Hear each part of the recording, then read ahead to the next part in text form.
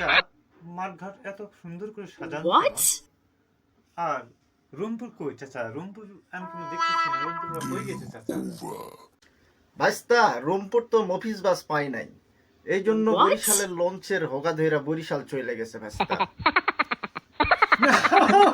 এটা আমি মানি না চাচা।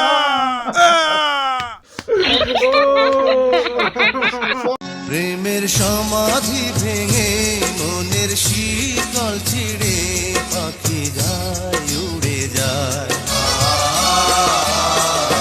তোমায় পাবো না জানি, শুধু চোখের পানি দিয়ে গেলে আমার।